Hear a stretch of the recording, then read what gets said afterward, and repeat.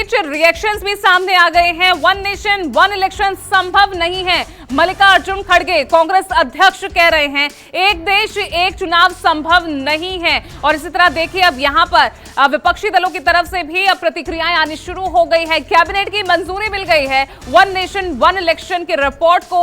और अब आप देखिए मल्लिकार्जुन खड़गे कांग्रेस के राष्ट्रीय अध्यक्ष कह रहे हैं एक देश एक चुनाव संभव नहीं है। तो देखिए अब इस तरह से एक नया मुद्दा यहां पर अब सियासत के लिए, बहस के लिए, एक नई चर्चा के लिए यहां शुरू होता नजर आ रहा है। वन नेशन वन इलेक्शन पर यहां सरकार आगे बढ़ी। कुमार गौरव हमारे साथ लगातार बने हुए हैं। कुमार गौरव, अभी तो एक कदम आगे बढ़ी, सिर्फ यहां कैबिनेट की मंजूरी, ये खबर आई है सूत्रों के हवाले से, और देखिए रिएक्शंस आने शुरू हो गए हैं। मल्लिकार्जुन खड़गे संभव ही नहीं है वन नेशन वन इलेक्शन।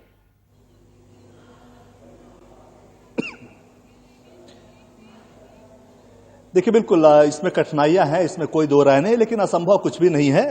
जैसा कि जो बीजेपी का,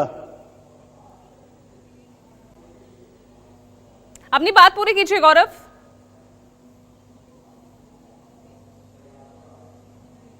जी देखिए राजनीति में विरोध होते रहते हैं। जो जब भी बड़े फैसले होते हैं तो इसका विपक्षी दल विरोध करते हैं, कुछ विपक्षी दल जो अलग अलग होते हैं वो समर्थन भी करते हैं। तो ये मिक्स रिएक्शन होता है राजनीतिक दलों का, और ये सामान्य सी बात है। लेकिन हाँ, ये बात जरूर है कि 1952 से 1967 के बीच देश में चार चुनाव हुए, जिसमें लोकसभा और राज्य के विधानसभा के चुनाव एक साथ हुए। बाद में कुछ राज्यों का पुनर्गठन हुआ, कुछ नए राज्य बने, उसके बाद ये क्रम बिगड़ता चला गया।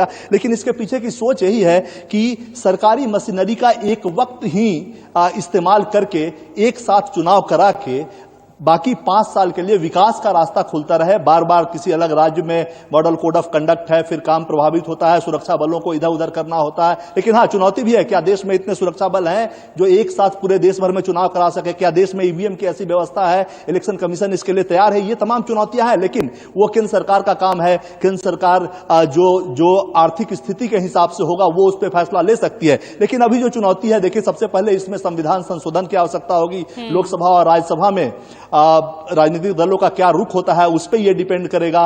बाकी राजनीतिक दलों से बात भी सरकार करेगी, सबको एक पेज पे लाने का प्रयास करेगी। इसके बाद राज्यों के विधानसभाओं से भी इसको पास करवाना होगा। सबसे बड़ी स्थिति तब खराब होती है कि अगर किसी राज्य में या लोकसभा भंग हो जाती है तो ऐसी स्थिति में आप क्या करेंगे? रामनाथ कोविंद की जो कमिटी है वो कहती है कि अगर 2.5 साल चल के लोकसभा भंग हो जाती है तो ऐसी स्थिति में अगले 2.5 साल के लिए ही फिर से लोकसभा चुनाव हो। जो लोकसभा चुनाव उस वक्त हो या राज्यों के विधानसभा चुनाव उस वक्त हो, वो अगले 5 साल के लिए ना हो, 2.5 साल के लिए हो या बचे हुए कार्यकाल के लिए हो। तो ऐसी स्थिति में क्रम मेंटेन रहेगा, अलग अलग चुनाव की नौबत फिर नहीं आएगी। तो हाँ, राजनीतिक चुनौतियां हैं, राजनीतिक दलों के विरोध का सामना भी करना होगा। इसमें कोई दो राय नहीं है। चूंकि एक जो एग्जाम्पल ये दिया गया है कोविंद कमेटी की तरफ से कि सभी राज्यों के विधानसभा का जो कार्यकाल है 29 तक फिक्स कर दिया जाए। चूंकि लोकसभा का चुनाव 29 में होना है तो लोकसभा को एक पैरामीटर माना जाए। लोकसभा का जो चुनाव होता है आम चुनाव, उसको पैरामीटर माना जाए और सभी राज्यों के विधानसभा का कार्यकाल